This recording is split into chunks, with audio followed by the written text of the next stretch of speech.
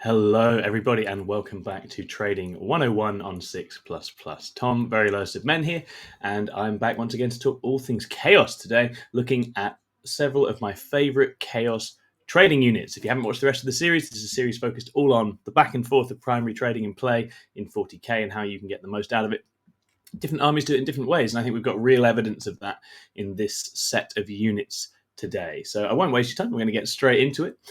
Do hit the old like and subscribe. Leave us a comment. If you want to sign up and support us as a YouTube member, that would massively help us as well. Thanks very much for your support thus far. I'm going to kick us off with the sneaky Thousand Suns. Now, a running theme with a lot of the Chaos armies is that they are not trading units per se. A lot of them are either slow burn, like Thousand Suns, they like to grow into a game, keep their resources alive and push later, or they are overload, they like to have a big push moment in games. That obviously reflects the very nice sort of passionate and dangerous chaotic feel of a lot of these armies. But Thousand Suns do need to do a bit of early exchange, and they have a unit that's perfect for it, and that is the Thousand Suns Chaos Cultists. These are incredibly useful for their points in the Thousand Suns army. They have Scout, so they can push out ahead of the army, which protects your rubrics and wizards, gives you a little bit of pressure relief as enemies try to get at you. But the other thing that the Chaos Cultists do is on a 2-up, when they die or kill a unit, mostly when they die, they will give you a command point.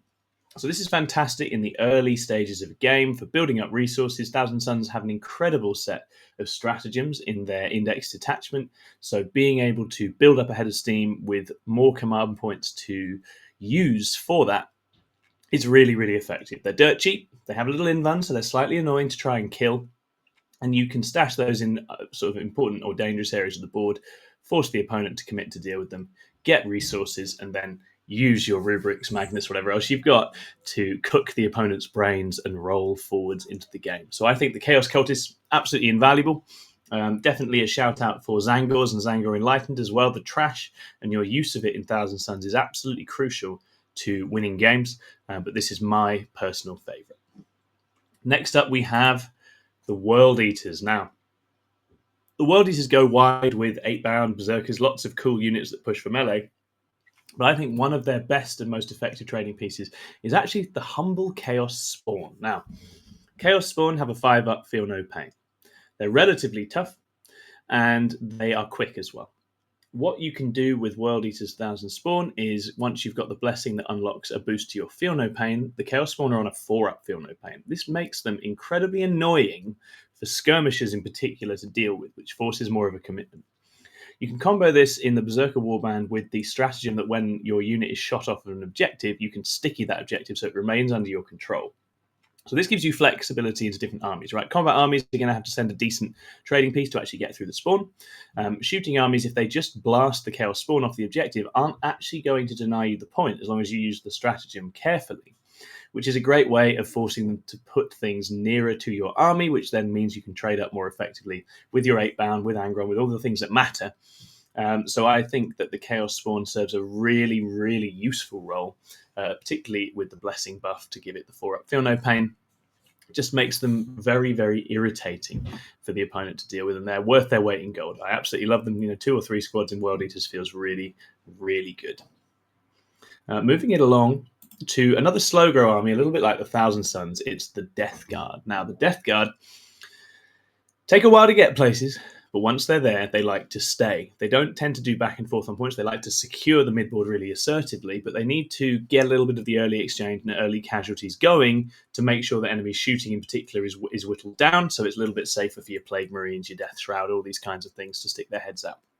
For that, I love the Fetid Bloat Drone, particularly with the double Plague Spitters, so there's a lot of anti-infantry shooting coming off this thing. You couple that with the -1 to your save contagion, and that means that anything going to engage a Fetid Bloat Drone is at risk of losing a number of models before it's begun. The Bloat Drone itself is OC3. It's tough. It's got, I think, toughness 9, 10 wounds, or toughness 10, 9 wounds, I forget. Something in that ballpark. It's definitely durable. It's got a 5-up invuln. And the crucial role that the Bloat Drone plays is as an obnoxious forward piece early in the game. It's got fullback shooting charge, so you can't just tie it up. It can hoover off enemy screens and chaff. But the crucial thing here is that it's very cheap. I think it's 90 points, which means that enemy mech level damage needs to connect with it to get rid of it, right? You can't simply send trash infantry to kill a bloat drone, which means that your opponent are going to start the trades in terms of committing gun tanks. Once those gun tanks are committed to kill bloat drones, you are then free to hit back with predators, plague burst crawlers, your infantry if you can get into range. And that means that you have a very good chance of starting positively on the sort of resource war for your long range shooting, which is important for Death Guard. Their long range shooting is good, but it's not fantastic. So you want to keep those predators and plague burst crawlers alive so that other things can do work. So I love putting out bloat drones early in the game. They're nice little scoring pieces as well. They can hide relatively easy. They're small enough, and they are a very obnoxious piece that forced the opponent to commit real resources to deal with you, which is the dream for a trading piece. Going to break things up with Chaos Demons now. Now, again, Chaos Demons not really a trading army. I think they work in terms of overload and positioning. That some of the detachments love to just shove demons. Some of them like to jump around, picking things off and grow into the game that way. But they do have one beautiful tool in their arsenal, which is the Great Unclean One with the Endless Gift. Now, this guy gets a 4-up, feel no pain. He's T12. He's a lot of wounds. He's OC6. This guy waddles onto a point and creates a very rough trading situation for the opponent because they have a choice now. Either they're going to have to commit OC to just try and deny the point. And obviously with his base, you can make this really difficult. You can make it very difficult for them to fit enough models on to actually take the point off you. But also he's simply so durable that the vast majority of armies really struggle to hurt him in any meaningful way. The 4-ups Invan, 4-up feel no pain, toughness 12. Armies can fire their entire output at him and not kill him a lot of the time.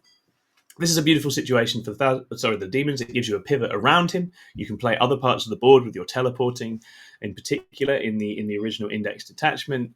And he is very, very obnoxious because he also has a good flamer, which means that things trying to put OC on the point to deny him are at risk of losing models to the flamer, which makes actually putting enough OC to swing the point really, really difficult.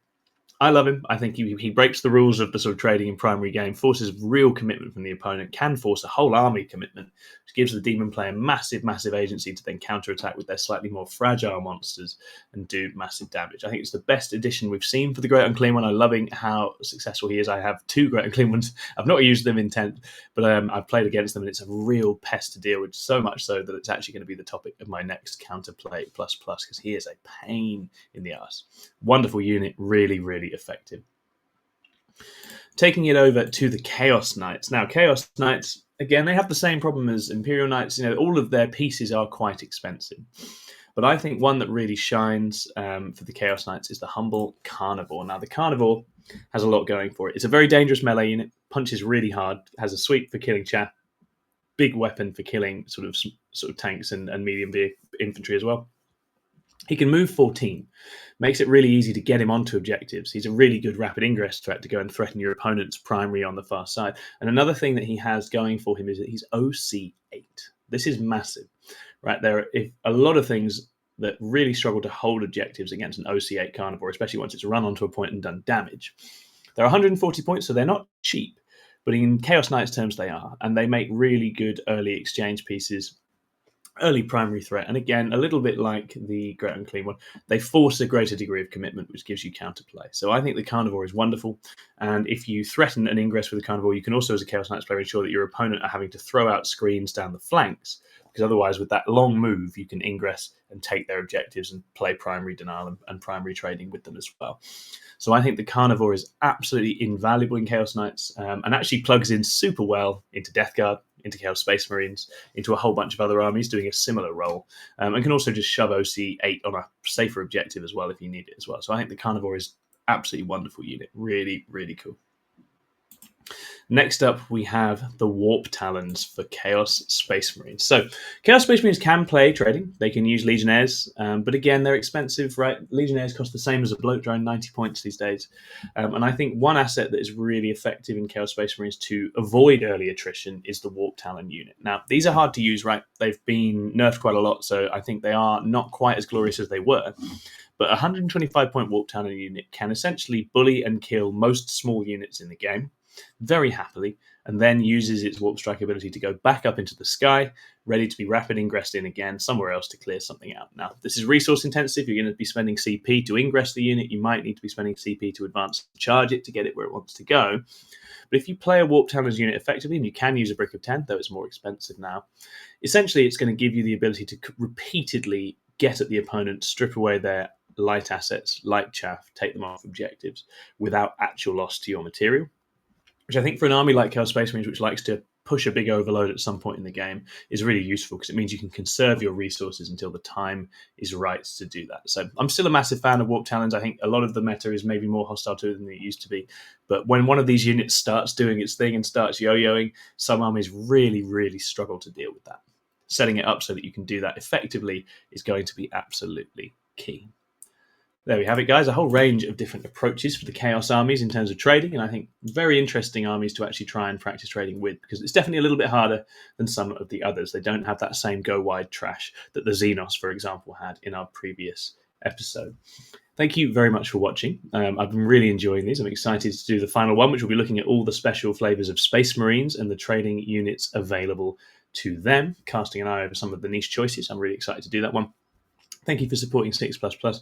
Please do hit the old like and subscribe. Leave us a comment. We're having a fantastic year in terms of views and likes and YouTube members, so we'd love to have you come and support us. And you should come and join the Discord and get involved in all our faction-specific chats in there as well. We've got chats in our Discord for all the different armies, lots of people sharing ideas and learning to play their armies better. So if that sounds like something you'd be interested in, come and get involved. It's a really, really cool place to be. And finally, if you're interested in getting some 40k mentoring and coaching, myself, Chris, and Ed at 6++ offer that, and you can get in touch with us via Facebook or Discord, and we'll be more than happy to sort you out. Wonderful. I'll see you again next time. Lowest of Men out. Bye-bye.